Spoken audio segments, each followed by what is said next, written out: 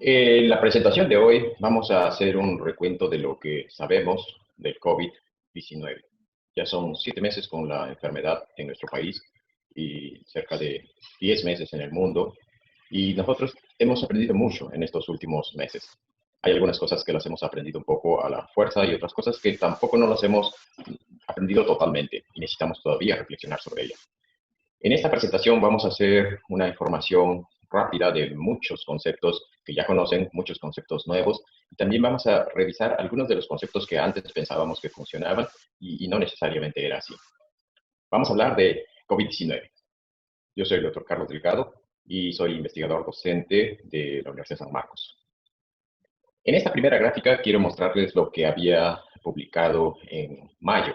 Es un artículo que presenté con un equipo de investigadores de San Marcos para mostrar en mayo, imagínense que el problema empezó en nuestro país el 6 de marzo y después de 2 meses, entonces nosotros hicimos un análisis de las muertes que se estaban dando en esa época y vimos que habían tres grandes grupos de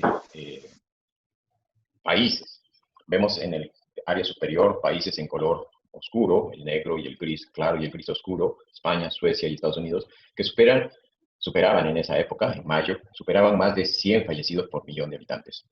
Eso marcaba una diferencia muy notoria en relación a lo que se estaba observando a lo largo de, a lo largo de el tiempo, porque en el tiempo fuimos aprendiendo qué es lo que pasaba y veíamos que había algunos países que hacían pruebas, identificaban casos, pero otros que no hacían tantas pruebas y no identificaban casos. Entonces asumimos de que uno de los valores que era bastante útil para establecer una valoración de la magnitud del problema era la mortalidad, porque la mortalidad nos mostraba quiénes habían fallecido por COVID. Después se ha visto que tiene muchas limitaciones, es cierto, pero en esta época, en mayo, se veía que nuestro país estaba subiendo rápidamente. Ya superaba los 10 fallecidos por millón de habitantes y se acercaba a 100 fallecidos por millón de habitantes. Había otros países, sin embargo, en color verde y Nueva Zelanda, que está ahí en color marrón, que tenían una mortalidad de menos de 10 fallecidos por millón de habitantes. Y esos países asiáticos han mostrado un manejo interesante del problema. Y hasta ahora se ve que tienen una respuesta bastante más eficiente que los países europeos. Muy bien, eso fue lo que vimos en mayo. Esto es lo que se observa al día de hoy, 29 de octubre. Esta es una distribución de los departamentos ordenados en función al fallecidos, los fallecidos por millón de habitantes. Es una cifra bastante triste en realidad. Nosotros observamos que han fallecido bastantes personas. Cada persona cuenta. Una persona menos es un amigo menos, un compañero menos, un alumno menos, un profesor menos, ¿no? Médicos, familiares, tíos, padres. Lo que pasa es que los fallecidos pueden distribuirse de una forma estadística, pero si los establecemos en comparación al número de habitantes de una zona, podemos establecer una información que nos muestra cuál es el lugar donde han fallecido más personas en relación al millón de habitantes. Y eso es algo bien notorio en Ica. Allí han fallecido cerca de 2.000 personas por cada millón de habitantes, aun cuando en Ica ni siquiera hay 1 millón de habitantes. Pero en el Callao hay mucho menos fallecidos por 1 millón de habitantes y así sucesivamente vemos que el último departamento donde se ve menos fallecidos es Puno. Habrá algunas explicaciones para cada una de estas informaciones que podemos observar que han sido obtenidas de la sala situacional, especialmente esos datos que se observan en asterisco, han sido obtenidos de la sala situacional. Pero esta interpretación también nos ayuda a observar algunas características interesantes de la enfermedad. Si nosotros asumiéramos que la mortalidad es 0.2% del total de personas infectadas, podríamos establecer una extrapolación de la cantidad de personas que se han infectado en esa región. Digamos que en Ica prácticamente todos se han infectado y han fallecido 0.2%, que sería este número de fallecidos acá, 1.667. Este número es arbitrario, hay números que pueden indicar que la letalidad en realidad es más alta o probablemente es más baja. Lo que sí es cierto es que la cantidad de fallecidos está en relación directa con la cantidad de infectados. Hay un número de infectados y de ese número de infectados hay un número de fallecidos. Y al final terminamos con una organización de los datos que nos muestra que hay lugares como Ica, que tiene una gran cantidad de fallecidos, pero que a la vez representa que una gran cantidad de su población ha sido infectada y probablemente ellos no tengan segunda ola. Eso es solamente una especulación, pero los datos nos podrían llevar a eso. Hay otras variables que tendrían que ser consideradas, pero eso es lo que se ve ahora. En la curva anterior, lo que les mostraba era lo que se veía en mayo. Y ahora estamos ya en esta magnitud de los hechos.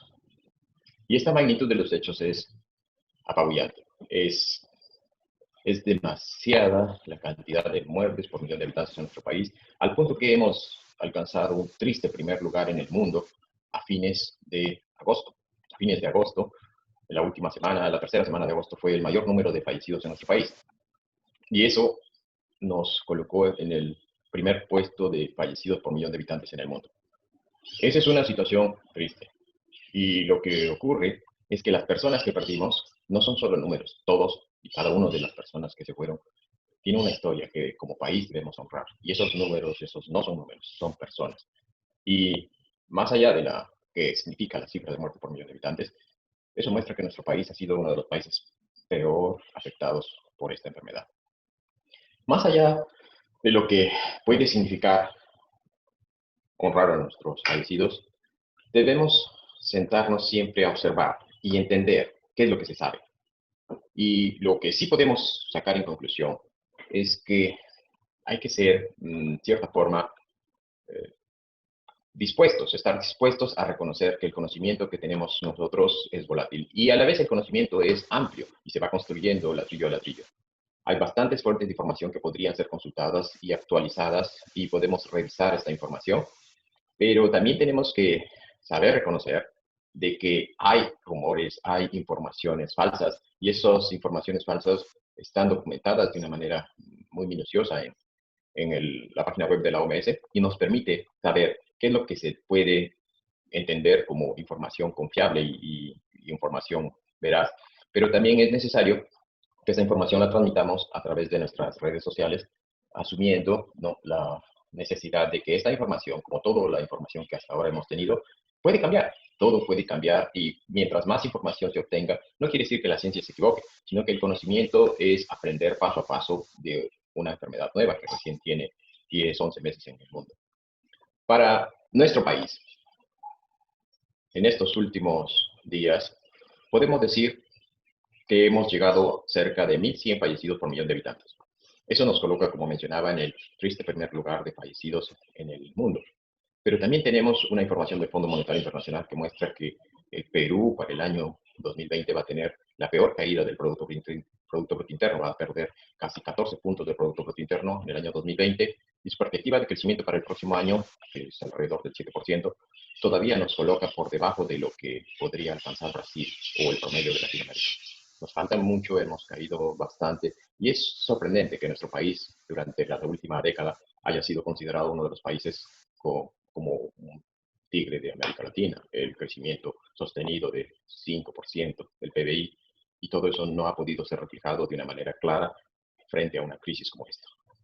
Existen estrategias muy buenas y existe gente muy preparada en nuestro país que está ahorita, en este momento, a cargo de los ensayos de vacuna, los ensayos de fase 3. En esta página web de vacunacovid.pe se puede observar los trabajos que se están organizando desde la Universidad Cayetano y la Universidad de San Marcos para evaluar vacunas, evaluarlas en fase 3 y poder saber si es que esas son las vacunas y cuál es su nivel de eficacia y seguridad que podríamos utilizar en el futuro. Hay otras más vacunas que se van a venir a evaluar aquí, como se están evaluando en otras partes del mundo, pero el conocimiento, como veíamos, es volátil. La peor caída del PBI en América Latina, que se puede reflejar en números como estos, ¿no? Como mencionaba, el 2020 vamos a bajar en puntos rojos, en números rojos, y el 2021 vamos a subir, pero igual estamos por debajo. Lo que ocurre es que el conocimiento volátil y el avance de la ciencia nos ha hecho desestimar tratamientos. Es cierto que la ciencia ha mostrado un protagonismo importante y ha podido dar respuestas a situaciones nuevas que se han ido descubriendo en el camino, pero también se ha observado que hay una cierta politización de algunas estrategias que ha generado confusión en la población y hasta ahora existen algunos gobiernos que intentan influir hacia vínculos políticos de las decisiones sanitarias. El otro punto que sería cuestión de entender bien si era adecuado o no, si será adecuado o no continuar con un enfoque bélico de una guerra contra el COVID, en la cual hay que hablar de estrategias militares y situaciones que probablemente se aplicaron de manera adecuada en los siglos pasados, pero actualmente estamos en el estamos en un nivel de avance que podría generar mayores posibilidades para la población. es complicado y algunas de estas informaciones pueden generar interpretaciones diferentes de personas con algunas convicciones. Pero al fin y al cabo lo que pretendo mostrar aquí son hechos. Hechos y las interpretaciones las podemos conversar juntos. Vamos a tratar de mostrar hechos, hechos de lo que no se sabe y las dudas sobre cuáles habrán sido los argumentos para ciertas decisiones. Todos recuerdan que en un inicio existía la gran duda si debería iniciarse, debería realizarse la cuarentena o no debería realizarse. Algunos países como el nuestro tomaron esa decisión de una manera bastante adelantada y implementaron una cuarentena rápida y precoz. Ayudó bastante, no hay duda. Y sin embargo, hay algunos otros países, como Suecia, que mantenían la duda si realmente no era necesario la cuarentena. Inglaterra también planteó esa posibilidad durante un tiempo, después cerraron fronteras y iniciaron su cuarentena. Nosotros mismos acá durante un tiempo estuvimos viviendo sin máscaras, a pesar de que se veía mucho las imágenes de los países asiáticos con mascarilla. Lo que pasa es que la OMS también tenía dudas si la máscara realmente era necesaria o no. Después de varios estudios se descubrió que sí. Entonces, esa disyuntiva de no hacer cuarentena o sí hacer cuarentena fue definitivamente inclinándose hacia la cuarentena, igual que la máscara. Ahora se trata de usar mascarilla porque reduce de manera significativa el riesgo de contagio. Lo que sí también ha ido descubriéndose en el camino es sobre los tratamientos empíricos de hidroxicloroquina, enoxaparina, ivermectina. Hubo también otras estrategias en nuestro país en las cuales se planteó la posibilidad de que se haga una cuarentena distribuyendo hombres y mujeres en días alternos. Esa es una idea que no dio resultado, pero rápidamente lo reconocieron y cambiaron esa situación. Lo de guantes y no guantes fue mucho más rápido, prácticamente estuvo solamente 12 horas la decisión de usar guantes y luego dijeron que no era necesario usar guantes. Son decisiones y cambios que no tienen argumentos claros, pero al fin y al cabo se implementaron y se desimplementaron rápidamente en nuestro país. Hay algunas otras situaciones que no tienen mucho entendimiento exactamente cuál sería la razón para considerar un factor de riesgo de gravedad la obesidad con índice de masa corporal mayor de 40. Es probable que sí sea más grave tener ese índice de masa corporal, pero desde el índice de masa corporal 30 ya existe un riesgo, igual que desde la edad de 60 años. Se podría subir a 65 o 70, pero esos argumentos tendrían que ser un poco más justificados para implementarlo como políticas de salud pública, tal y como se están implementando ahora. Hay otros criterios que tendrían que ser analizados, como por ejemplo el uso de filtros en las mascarillas y el filtro que puede generar dificultades para las personas que están alrededor de una persona que usa la mascarilla con filtro y si esa persona es asintomático o presintomático, esa persona que usa mascarilla con filtro está filtrando su virus hacia afuera. Igual existen muchos argumentos y ha habido muchas protestas y reclamos sobre una sustancia que no tiene ninguna evidencia científica para su uso en COVID, pero muchos de sus defensores plantean que puede servir incluso para el cáncer, para el autismo y para muchas otras cosas más, que el famoso clorito de sodio. El clorito de sodio que en términos de MMS significaría la solución mineral milagrosa, no tiene nada milagroso y en realidad es más especulación y una cierta teoría de conspiración que incrementa su uso. Hay otras estrategias que se han ido implementando y las hemos observado en diferentes lugares y hasta ahora las observamos, por ejemplo, las cámaras de desinfección, que significa pasar por una especie de túnel por donde se dispersan algunas sustancias volátiles. Algunas de ellas, como por ejemplo si dispersaran lejía y le cae a los ojos, no sería nada favorable. Como tampoco no es muy razonable poder verificar la temperatura en la muñeca. Es difícil identificar en la región del brazo, la mano, la temperatura adecuada, porque eso generalmente está asociado a la temperatura del ambiente y va a ser difícil encontrar fiebre si es que yo tomo la temperatura en la muñeca. Como también es un poco dudoso identificar la forma en que se contagia el virus o se evita el contagio del virus echando lejía en los zapatos. Son estrategias que tienen algún fundamento y eso lo vamos a ver más adelante, especialmente cuando hablemos de gotas, aerosoles y fomites. Lo que sí es cierto es que abunda la información falsa y confusa y por eso debemos de buscar las fuentes de referencia más actualizadas y veraces.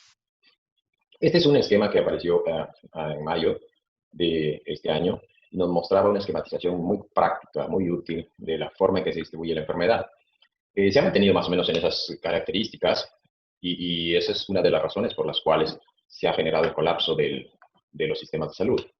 Es cierto que la mayoría de las personas se presentan sin síntomas o con síntomas leves y moderados, pero los síntomas severos y síntomas críticos corresponden a aproximadamente 15% de todos los afectados. Imagínense que se afecta a 1 millón de personas, y el 15% son 150.000 personas. Entonces, si 1 millón de personas se contagian del virus, y eso se contagian en 15 días o un mes, resulta que en ese 15 días o un mes el sistema de salud recibe una demanda de 150.000 personas requiriendo ayuda con síntomas severos y críticos. Esa es la razón por la cual los sistemas de salud ahora en Europa y anteriormente en nuestro país y en todo el mundo, todos los sistemas de salud colapsaron por la cantidad de personas que se contagian y la proporción tan alta de personas que presentan síntomas críticos y severos. Bueno, alto es un decir, porque 15% no parece muy alto, pero 15% de 1 millón, eso sí es una gran cantidad de personas. La gran ventaja es que el 85% de las personas no van más allá de síntomas leves, moderados y a veces sin síntomas, y su riesgo de muerte es bajísimo. Acá en nuestro país se han hecho muchos estudios, estos de mayo fueron muy interesantes porque nos ayudaban a entender las características clínicas de los fallecidos, cuáles eran los síntomas más notorios. Y estos síntomas han sido incluso esquematizados en grupos de síntomas. Y estos grupos de síntomas actualmente se entienden como una especie de síndromes en los cuales se incluyen los síndromes respiratorios y síndromes digestivos. Pero en todos estos síntomas, los que generan mayor riesgo de complicación, son los que están asociados a la dificultad respiratoria, el dolor de pecho y la confusión. Son síntomas neurológicos de gravedad y severidad. No lo presentan todos, pero son los que presentan los que van a manifestar el COVID severo. La edad es uno de los factores de riesgo más importantes. Como ya hemos visto, los mayores, especialmente mayores de 60 años, tienen un riesgo, una tasa de letalidad muy alta, al punto que su probabilidad de fallecer puede ser de 8 a 9 veces más alta que la de un adolescente o de un joven. Las personas mayores tienen mayor riesgo de mortalidad. También las personas que tienen hipertensión y diabetes, su riesgo de mortalidad es alto. Son 8 a 10 veces más posibilidades de morir si tienen hipertensión o diabetes. O sea, si encontramos una persona con más de 60 años, con hipertensión, diabetes especialmente descompensada, si encima tiene obesidad, con un índice de masa corporal de más de 30, su probabilidad de morir son altas. Lo que ocurre es que las personas que mueren generalmente demoran en llegar al hospital. A veces demoran 5 días, como se calculó el tiempo promedio de llegada al hospital de aquellas personas que mueren. 5 días en Ancash o 6 días en Lima. Algunos demoran hasta 7 días, demoraban hasta 7 días en mayo. Y después de entrar al hospital, si es que conseguían entrar, una semana después, los pacientes fallecían. Es decir, desde el inicio de síntomas hasta el momento que fallecen, se daba un lapso de tiempo aproximadamente 10 días. Son tiempos promedio. Hay algunos que fallecen antes, otros que fallecen después. Hay algunos que llegan antes al hospital, otros que llegan después. Pero no existe la muerte súbita, al menos es muy poco frecuente. Existen reportes sobre personas que les ha dado un infarto cerebral. Incluso en nuestro país, una de las primeras personas que tenía COVID y se reportó un infarto cerebral, se asumió que eso podría no ser por COVID. Al final no se pudo definir con precisión, pero es una posibilidad. Es mínima, es escasa, es rara, pero lo más frecuente es que sí haya tiempo para llegar al hospital. ¿Cómo sabemos si una persona tiene COVID o no tiene COVID? Ahora existen diferentes pruebas, las pruebas serológicas, las pruebas moleculares, las que detectan antígenos, las que detectan anticuerpos. Lo que ocurre es que la respuesta del cuerpo es una respuesta variable, depende mucho del tiempo. Incluso hay algunos días, en los primeros días desde que se pone en contacto con el virus, en los que no hay ninguna respuesta del cuerpo. Puede haber una respuesta celular, una respuesta humoral, pero a partir de los 5 días, 7 días, comienzan a haber respuestas. Las respuestas que pueden ser detectadas a través de la prueba molecular, o las respuestas que pueden ser detectadas a través de los anticuerpos de inmunoglobulinas M o inmunoglobulina G. Actualmente se sabe que incluso la respuesta de inmunoglobulina G puede llegar a desaparecer en un lapso variable que puede estar entre 4 y 7 meses. Ahora, la presencia o ausencia de las inmunoglobulinas no necesariamente quiere decir ausencia o presencia de inmunidad. Son respuestas inmunológicas y existen también respuestas celulares. El cuerpo puede tener una respuesta celular que no se refleja en la respuesta inmunológica y al final no se detecta, pero esa persona ha tenido. Y quizás no le vuelva. Después de tantos meses de estar cuidados, todavía existe la posibilidad de efectos nuevos, efectos colaterales y efectos favorables. Mucha información, exagerada información, mucha ciencia y muchas decisiones políticas sin evidencia. Hay noticias falsas, hay documentos que se inician, documentos que se retiran, se hacen cálculos de pandemias y de proporciones y tasas. Sabemos que existe números reales y números con subregistro en el caso de la mortalidad. También vemos que la participación de la comunidad en algunas situaciones es favorable y en otras situaciones, como por ejemplo cuando agreden a una enfermera, la participación comunitaria pretende controlar el contagio agrediendo personal de salud. Y eso sería una respuesta exagerada y desproporcionada, con medidas extremas que nos llevan a que no están basadas en un entendimiento real del problema o de los daños. Quizás por la gran difusión de Internet, la gran difusión de los bulos o de las informaciones falsas, pero todo eso también genera compras de medicamentos que no tienen efecto y se compran y eso genera una asignación incorrecta de los recursos. Nadie clasifica porque al fin y al cabo, si en algún momento no existía la información suficiente y se toma una decisión, hasta se entiende por qué se hace. Eso es quizás basado en el principio de precaución. Pero más allá de implementar una medida como la cuarentena y hacerlo basados en un principio de precaución, la pregunta es por cuánto tiempo. En la primera gran confinamiento que tuvimos nosotros acá en nuestro país, cada 15 días sabíamos que iban a haber 15 días más, pero la decisión es difícil, lo entendemos. Lo que sí es notorio es que se han presentado daños a la economía, daños a nuestro entorno social. Ya no es fácil saludar a las personas, no es fácil. ¿Quién piensa en dar un abrazo? ¿Quién piensa en saludar de beso? Ya no se va a hacer eso un buen tiempo. Tampoco. Y eso del codo también tenemos que analizarlo bien porque tampoco no es necesario e incluso puede ser contraproducente.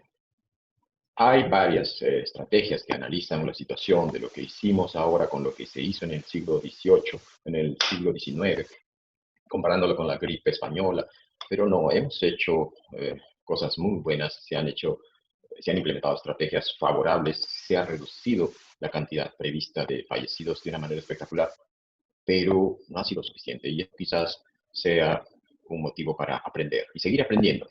Todos podemos seguir aprendiendo de cómo hemos enfrentado esto. Lo importante es tener la capacidad crítica de análisis y la flexibilidad de adaptación para continuar aprendiendo. De eso se trata. Si lográramos seguir aprendiendo, podemos compensar todos los riesgos y a favor de los beneficios que vamos a obtener.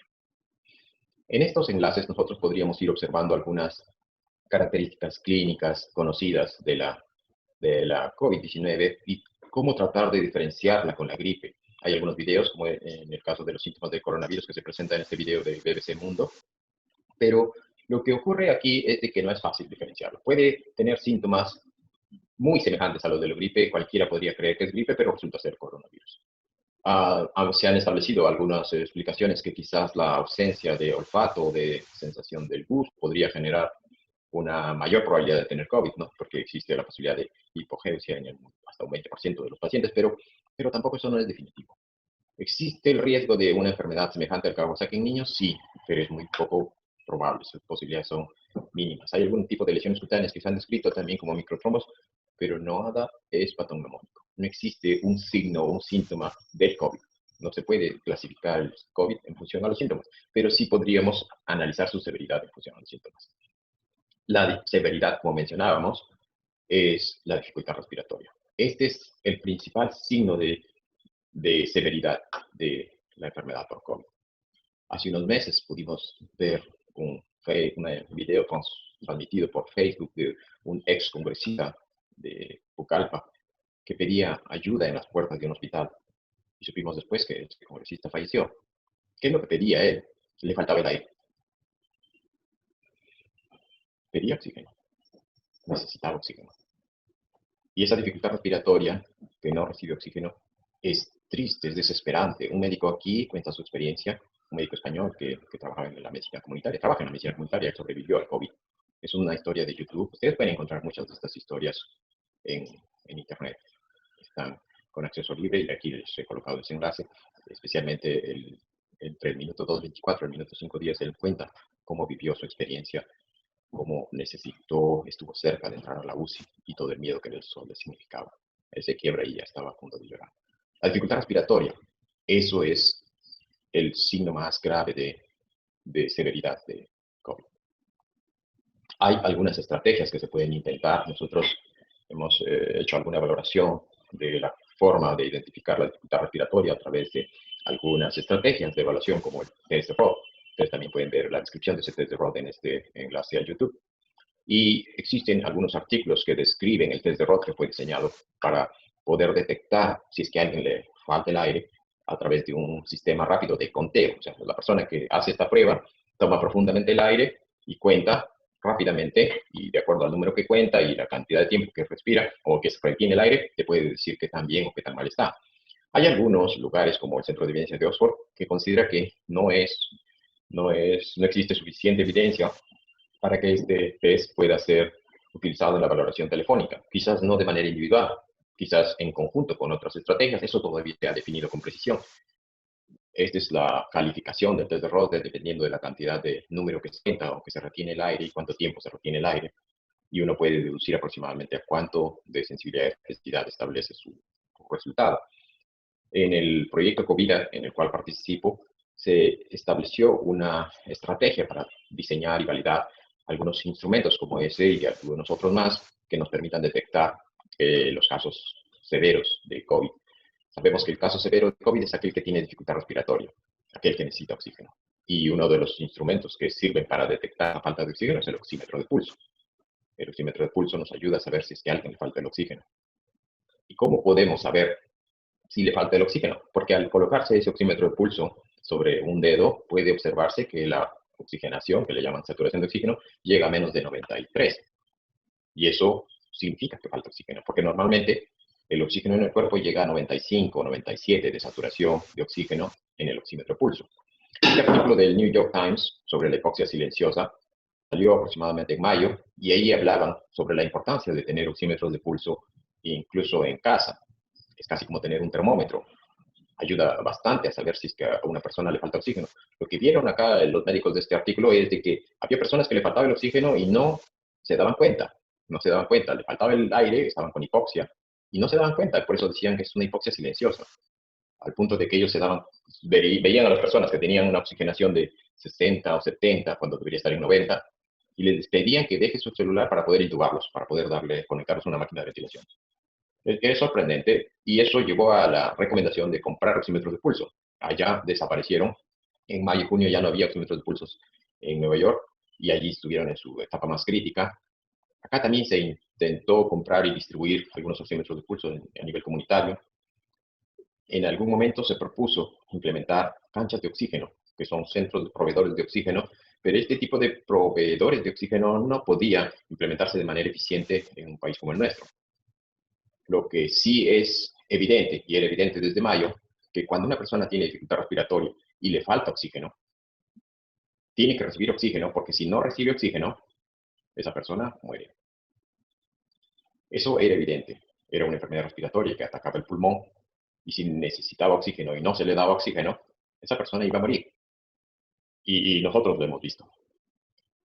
Lo hemos visto de una manera impresionante. Esto ha sido publicado en un artículo de la BBC de Londres. Es una imagen eh, que he puesto acá su enlace de la cual lo he obtenido. Y allí se muestran los balones de oxígeno que los familiares llevaban a un precio exorbitante a sus familiares. Y esa es la situación. O sea, nuestro país ha sufrido este problema del oxígeno por algunas leyes, algunos reglamentos que establecían que el oxígeno tenía que tener un nivel de calidad, un nivel de pureza, por encima del recomendado de la OMS. Más de lo que se hizo para resolver este problema, lo que sí fue notorio es que la mayor resolución de este problema no se dio por el sector público. Fueron sacerdotes, fue la comunidad, fueron las municipalidades las que generaron un mayor acceso al oxígeno. Porque el que no recibe oxígeno muere. Esa es una de las razones por la cual nuestro país ha llegado a tener la mortalidad que ha alcanzado.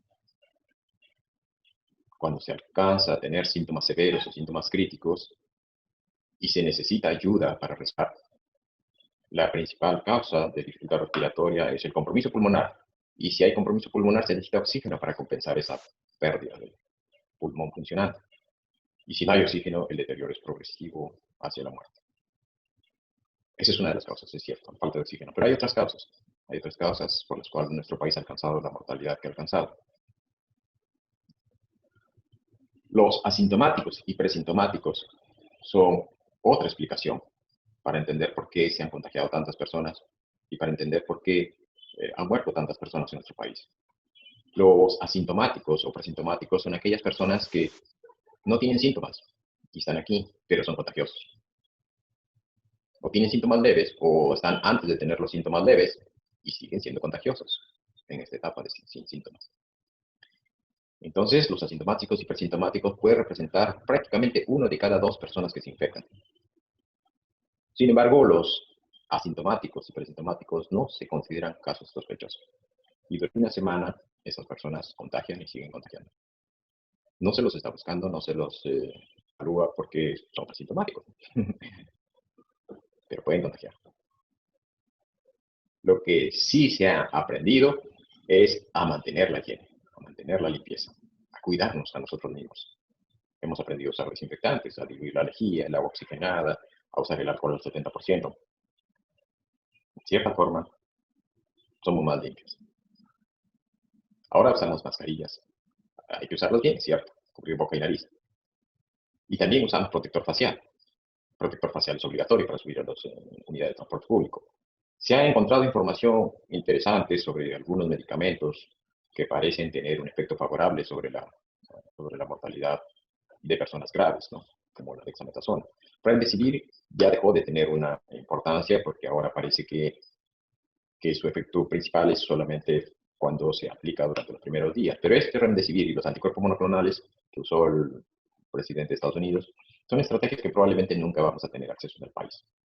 Suero convaleciente todavía no ha terminado de evaluarse, fue muy útil en otras pandemias, pero probablemente más eficiente sea el oxígeno y las vacunas. El enfoque de más UCI o enfoque más de atención primaria en realidad es un enfoque parcial. La salud no solamente es atención primaria, la salud no solamente es UCI, la salud es un sistema que se alcanza organizando bien ambos niveles y los niveles intermedios. Y acá les he traído un concepto interesante. Todos hemos oído hablar de factor R. Factor R es lo que nos decían que una persona contagia a otros dos, más o menos es la tasa de contagio de un coronavirus, 2, 2.2.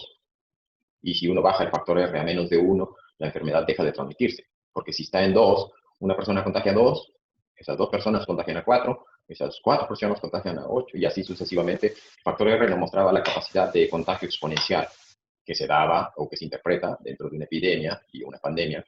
Sin embargo, hay algunos trabajos que muestran que este factor R es útil en ciertas condiciones de inicio de la pandemia, pero posteriormente hay otras condiciones que establecen una mejor interpretación e incluso un mejor control de la epidemia. El factor K, el factor de dispersión. ¿En qué consiste este factor de dispersión? Observen la diferencia. Una persona contagia a un grupo, pueden ser 8, pueden ser 15. ¿Cómo?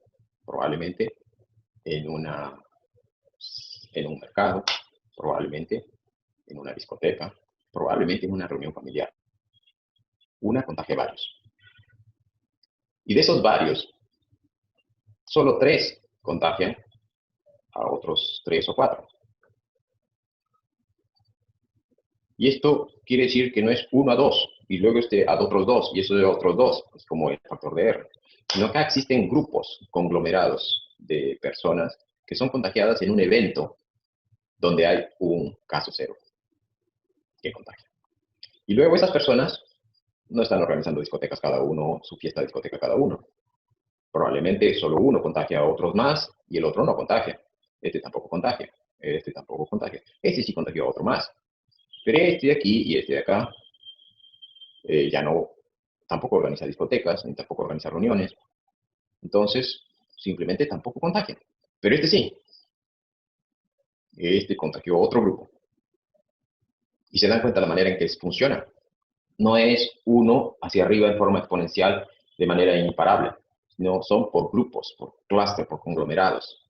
Entonces, cuando yo genero una estrategia de rastreo, en este caso, yo lo que quiero identificar, en el caso del factor R, pensando como factor R, La estrategia de rastreo es a quienes contagia él y luego a quienes contagia el que contagia y así sucesivamente hasta encontrar todos los que podría contagiar con una perspectiva de crecimiento exponencial de una epidemia en inicio. Pero en una epidemia, en la situación en la que estamos ahora, si yo ubico a una persona como esta persona que está en color verde, lo identifico como alguien positivo y trato de irme hacia adelante, él ya no contagia a nadie más porque le dio la enfermedad y se guardó 15 días. Ya no contagió a nadie más y con él paró la enfermedad. Y entonces de esa manera, si yo rastreo a esta persona, no voy a identificar los clústeres. O sea, yo tendría que ir hacia atrás más que ir hacia adelante. Ir hacia atrás y preguntar dónde te contagiaste y tú cómo te contagiaste y identifico la fuente de que viene a ser el evento que genera la agrupación donde una persona contagia a varias personas. Y si yo identifico este tipo de reunión, como podría ser, ¿no? Una reunión de trabajo donde se presentan 6, 8 personas en una habitación sin ventilación adecuada, y esa misma reunión de trabajo se vuelve a repetir, entonces yo no he hecho ningún tipo de estrategia de prevención. Yo lo que tengo que es identificar esas reuniones de trabajo, esas reuniones colectivas, esas fiestas COVID, para poder frenar el contagio. Pero no hacia adelante, sino hacia atrás, buscando los clústeres. O quizás una combinación de ambas estrategias. Entonces, el factor K es importante. Y para ir concluyendo, vamos a tratar de entender por qué las personas y la reunión de personas genera contagio. Hasta hace un mes se establecía que los fomites, es decir, el contacto entre una superficie, ¿no? Entre una superficie y mi cara, podría generar el contagio. Pero esa parece que no es la principal fuente de contagio. Las superficies, los fomites, son importantes, sí, pero no son la principal fuente de contagio. La principal fuente de contagio son los aerosoles. Y ha aparecido eso en el Centro de Control de Enfermedades de Atlanta. El 5 de octubre ha salido una información donde mencionan que hay 3 fuentes de contagio: las gotas grandes, las gotas chicas y los aerosoles. Entonces, cuando hay gotas grandes, una careta de plástico va a evitar que salpique las gotas grandes y quizás gotas chicas. Pero los aerosoles flotan en el aire y pueden permanecer en el aire de un cuarto cerrado sin ventilación durante varias horas. Si yo me saco la mascarilla en ese cuarto y hay otra persona que se saca la mascarilla y uno de los dos tiene, se contagia. El aerosol flota en el aire. El aerosol sale de la persona cuando respira, cuando habla, cuando canta, si es que grita mucho más. Si estornuda es obvio. Pero además de las gotas y microgotas, hay aerosol que se dispersa en el aire. Acá existen 2 documentales del diario El País. Uno que fue publicado en junio y uno que ha sido publicado recientemente en octubre, el 24 de octubre. Aquí demuestran cómo se contagia el virus por el aire, por aerosoles, incluso a una distancia mayor a 2 metros. Hay personas que estaban en una sala donde habían un coro cantando y al cantar y cantar en voz alta, el aerosol y la cantidad de aerosol se dispersa a una gran cantidad de un gran espacio. Pero había personas atrás, adelante, a más de 4 metros de distancia. Igual, se contagiaron. Se contagiaron con ese aerosol que se dispersa y flota en el aire. No es solo la distancia, no es solo el lavado de manos. También hay aerosoles y los aerosoles son más notorios en ambientes cerrados sin ventilación natural. Es necesario abrir las ventanas, es necesario ventilar de manera natural. Es necesario lavarse las manos también. Hay que continuar protegiéndonos contra los fomites, pero la principal forma de contagio son los aerosoles. ¿Qué viene ahora? Segunda ola, tercera ola. Analizaremos el problema como una sindemia y ya no como una pandemia. Entiendo que la sindemia es una pandemia donde existen otros factores que se sincronizan y agravan el problema. Por ejemplo, la epidemia de obesidad con la epidemia de coronavirus y la epidemia de hipertensión y la epidemia de diabetes genera un grupo de problemas graves y severos para ciertas personas que, como son afectadas, pueden tener mayores complicaciones, son los más vulnerables. ¿Cuáles son las mejores estrategias de contención? Difícil saberlo. La contención electrónica, la contención con sistemas de rastreo digital, la libertad, la privacidad. Son conceptos que tienen que analizarse con mucha precaución, pero lo cierto es que en Asia funciona. Y probablemente funciona porque allá existe un mayor control social, puede ser. Japón no es un país con demasiadas restricciones. Allí existe una actitud voluntaria de protegernos a todos. Mayor civismo. ¿Será esa la forma en que podríamos colaborar mejor o teniendo otras perspectivas diferentes? Un Estado que se respete por su autoridad y no por su imposición. Si la autoridad es justa, la obediencia es plena. Es difícil entenderlo. Nos falta mucho por observar. Todavía no hemos definido bien si nosotros hemos pasado o estamos pasando. Cuando hablaban de meseta, de repente era una ola tras otra la que nos estaba acometiendo en nuestro país. O probablemente todavía falta venir la segunda ola y la tercera ola para algunas regiones de nuestro país. Probablemente Ica no. Probablemente el Callao no va a tener una segunda ola. A no ser que la inmunidad disminuya y la resistencia desaparezca. Y hay vulnerabilidad nuevamente para una segunda o tercer contagio. Muchas preguntas por responder, un gran desafío por trabajar y una gran exhortación. Juntos podemos todo. Y eso es lo más interesante. Esto no es una enfermedad que le afecta a una persona. Nos afecta a todos.